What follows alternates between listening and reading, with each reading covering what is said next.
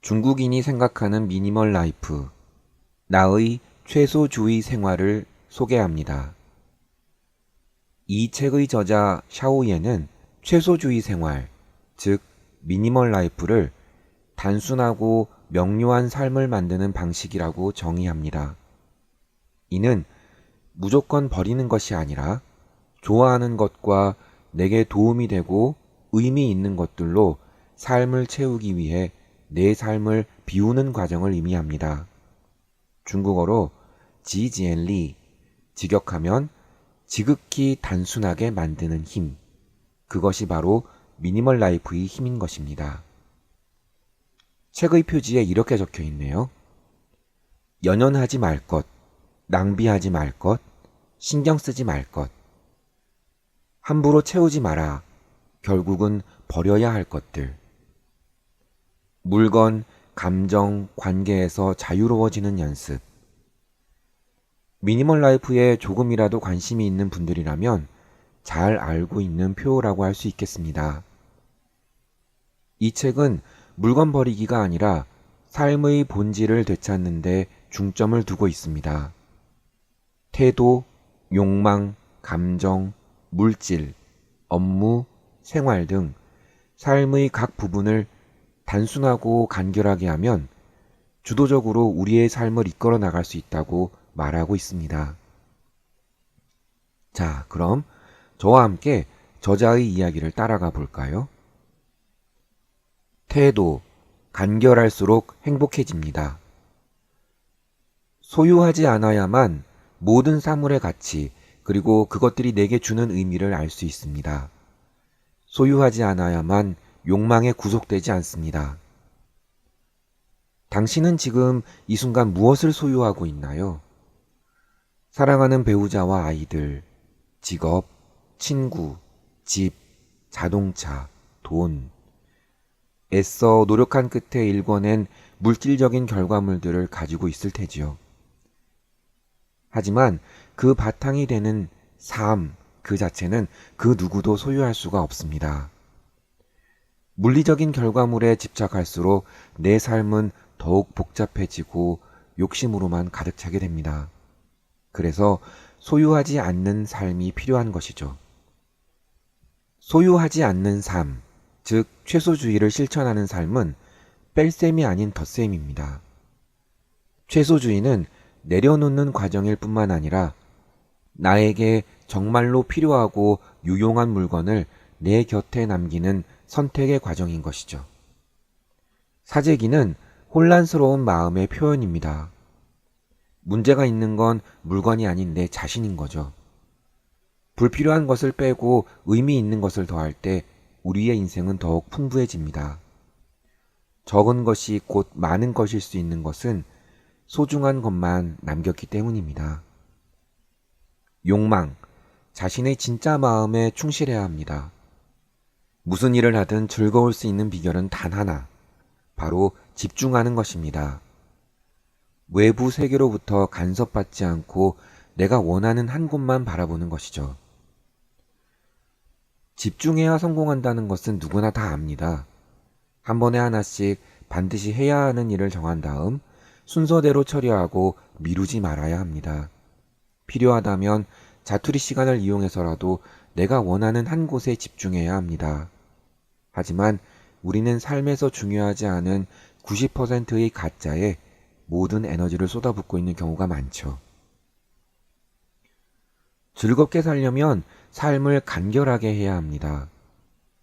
지금 갖고 싶은 것, 지금 하고 싶은 것, 그 중요한 10%의 진짜가 무엇인지 고민해 보세요. 욕망에 빼앗긴 삶의 공간을 되찾아 오세요. 갖고 싶은 물건, 지향하는 라이프 스타일이 그저 다른 사람이 갖고 있기 때문에 원하는 것은 아닌지 의심해보고 내가 진짜 좋아하고 바라는 것이 무엇인지 생각해 봐야 합니다. 허영이라는 욕망에 저항하다 보면 이 세상에서 유일한 진짜는 자기 자신, 즉 나의 단단한 내면과 실력임을 깨닫게 될 것입니다. 감정, 낭비하지 마세요.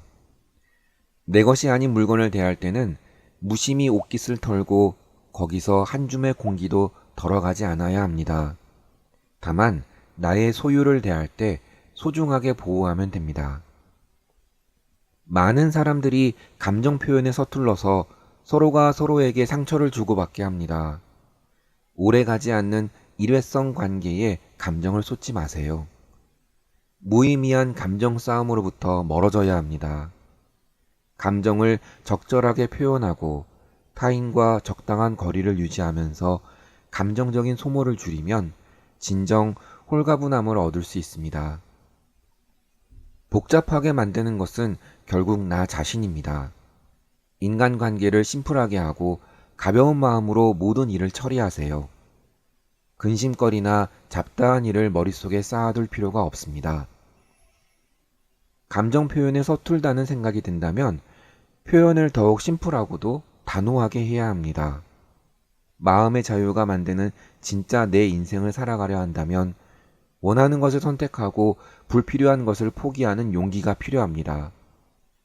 성공으로 향하는 길목에서 최대의 적은 부족한 기회나 돈이 아닙니다. 가장 큰 적은 스스로의 감정을 제어하지 못하는 나 자신입니다. 물질, 이미 충분합니다.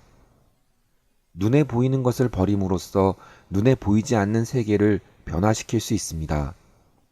무력에 저항하며 내가 정말로 원하는 것이 무엇인지 알아가야 합니다. 공간과 물건을 제대로 정리한다면 쓸모없는 부피를 줄이고 생활의 밀도를 높일 수 있습니다. 물건을 소유하는 것만으로도 공간과 비용이 들어가며 버리는 데에도 소중한 시간과 힘이 낭비됩니다. 어수선한 일상이 싫어서 정리해도 일시적일 뿐입니다.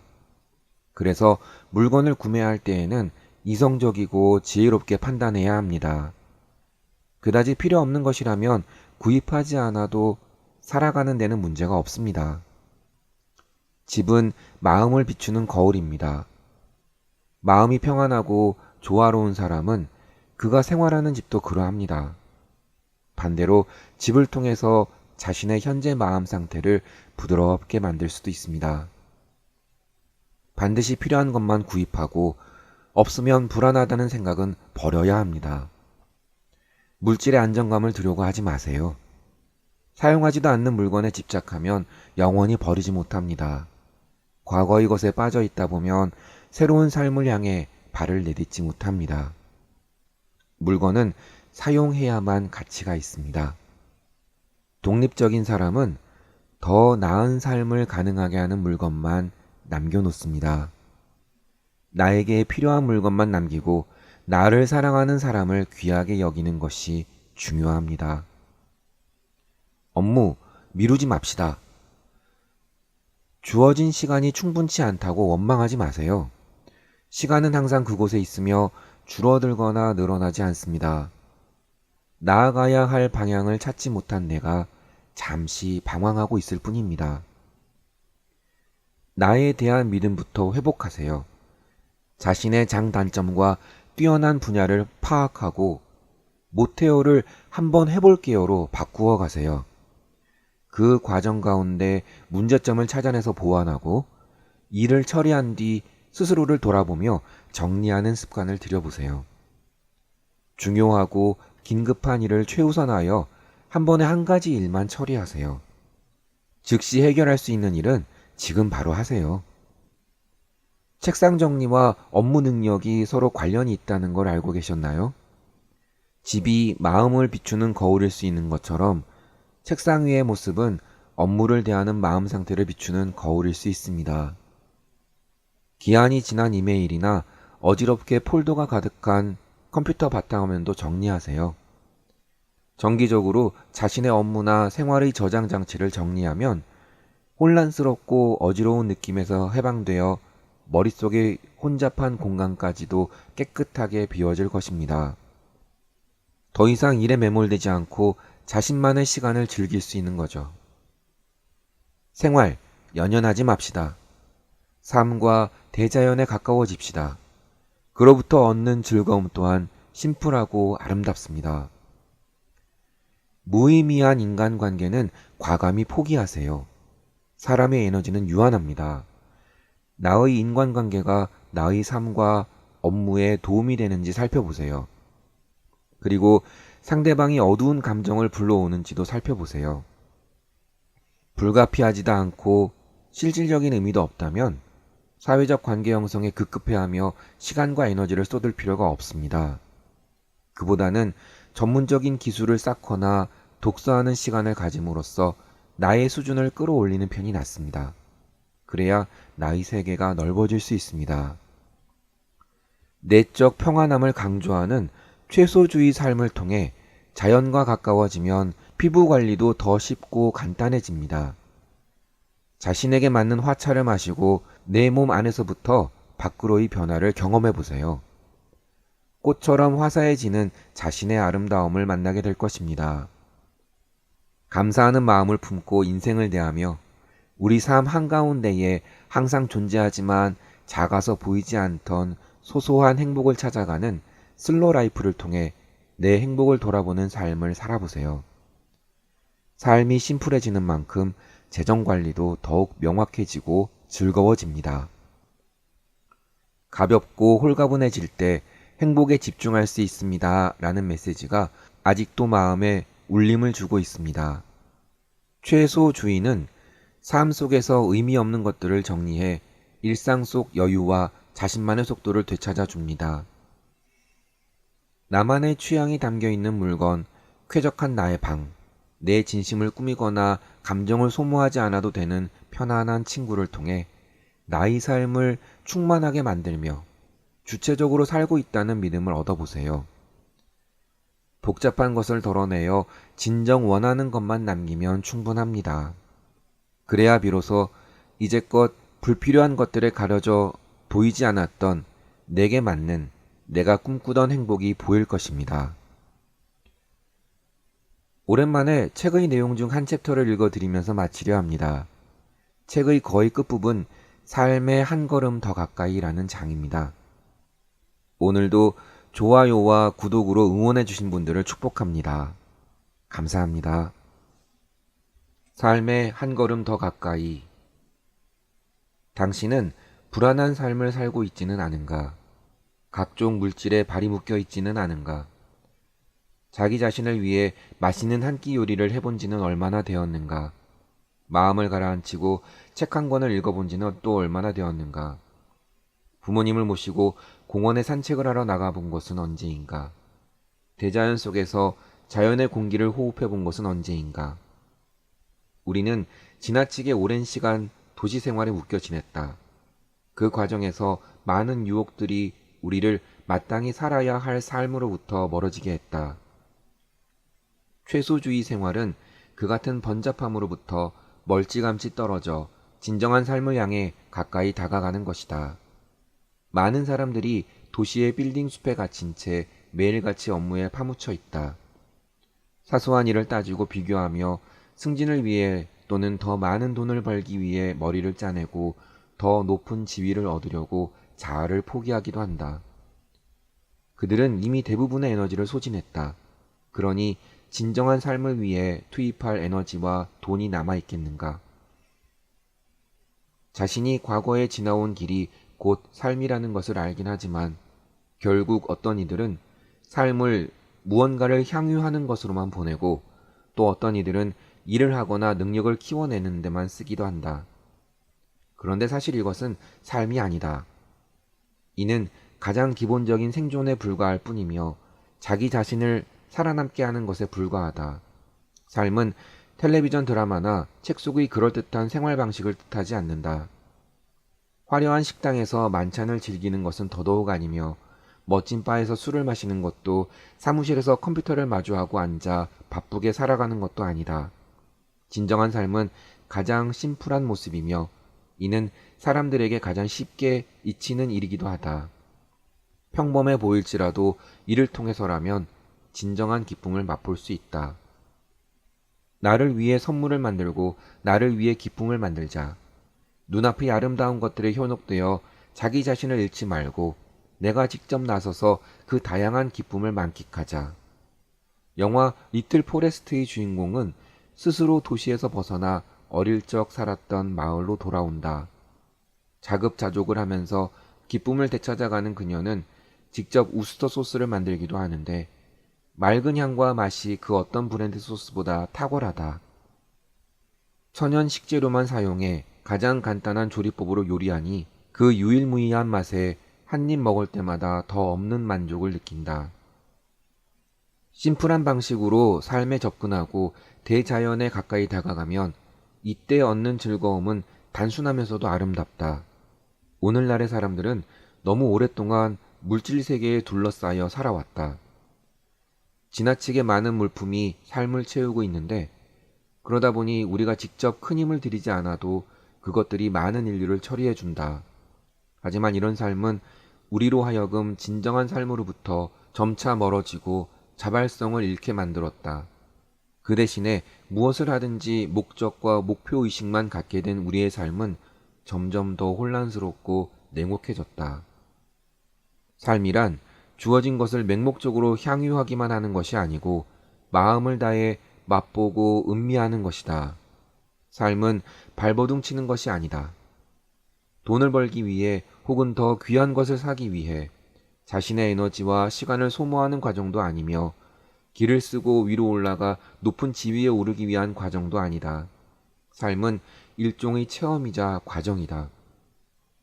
우리가 정말로 삶을 뜨겁게 사랑하고 바쁜 가운데서도 삶을 가까이 한다면 삶이 우리에게 가져다 주는 아름다움과 기쁨을 고스란히 느낄 수 있을 것이다. 이때 삶에 가까워지는 것은 나 자신이 할 수 있는 일이며 다른 사람 혹은 다른 무언가가 대신해 줄 수 있는 일이 아니다. 이 과정에서 우리는 또 다른 즐거움을 느낄 것이고 그 끝에선 말할 수 없는 만족감과 성취감을 맛볼 것이다. 스스로 만들어낸 것이어야만 나만의 특색과 개성이 살아나기 때문이다. 이는 아무리 비싸고 좋은 물건으로도 대체할 수 없다. 삶에 가까이 다가간다는 것은 속도를 늦추고 세심하게 삶을 음미한다는 것을 말한다. 내면의 발걸음을 천천히 따라가면서 삶을 관찰하고 이로써 삶 속에 존재하는 소소한 아름다움과 감동을 느껴보자. 그것은 만개한 한 송이 꽃일 수도 있고 한 마리의 작은 고양이일 수도 있다. 자주 무시되기 쉬운 이런 아름다움을 속도를 줄이고 인내하면서 충분히 음미해보자. 또한 삶에 가까이 다가간다는 것은 나 자신이 하고 싶은 일을 하는 것을 뜻한다. 명예나 이익에 관계없이 말이다. 삶은 일과는 다르다. 삶에 가까워진다는 건 일이 가져오는 번잡함에서 멀어지고 자신의 내면에만 집중하는 것이다. 내가 좋아하는 일을 하면서는 그 일이 나에게 이익을 가져다 주는지 아닌지 고민하지 말자. 단순한 마음으로 행하면 심플한 기쁨을 누릴 것이다. 뿐만 아니라 삶에 가까워진다는 것은 사랑할 만한 가치가 있는 내 주변의 사람들, 이를테면 부모님이나 연인, 친구와 함께하는 것이다. 이처럼 소중한 사람들에게 시간을 쏟으면 자유롭고 즐거운 경험을 그들과 공유할 수 있다. 게다가 머리를 쥐어짜며 무언가를 연구할 필요도 없고 환심을 사기 위해 애쓸 필요도 없다. 다만 방법을 찾아 소통하면 된다. 가장 적합한 방식을 통해 나 자신을 가장 편하게 해주는 사람들과 함께하자. 앞서 말했듯 삶에 가까이 다가간다는 것은 또한 대자연에 다가선다는 뜻이다. 인공적인 사물에 포위되어서는 안 된다. 오랫동안 인위적인 아름다움에 둘러싸여 있었던 만큼 지금 우리의 눈에는 피로감이 가득하다. 자연스러운 것들을 향해 시선을 돌리자. 자연 속 가장 원시적인 생명력에 가까워지면 그곳에서 또 다른 아름다움을 발견할 것이다. 대자연이 내뿜는 에너지도 느낄 수 있으며 이는 그 무엇으로도 대체할 수 없는 진정한 아름다움일 것이다. 삶에 다가가자. 정처 없이 떠도는 삶에서 스스로 탈피하고 욕망에 유혹당하지 않으며 물질에 미혹되지 않고 정신없는 삶 속에서도 자아를 잃지 않아야 한다. 마음을 다해 관찰하고 마음을 다해 경험하며 평화로운 마음 상태를 통해 삶이 주는 기쁨과 행복을 대면하자. 그러면 심플하고도 아름다운 삶을 누릴 수 있다.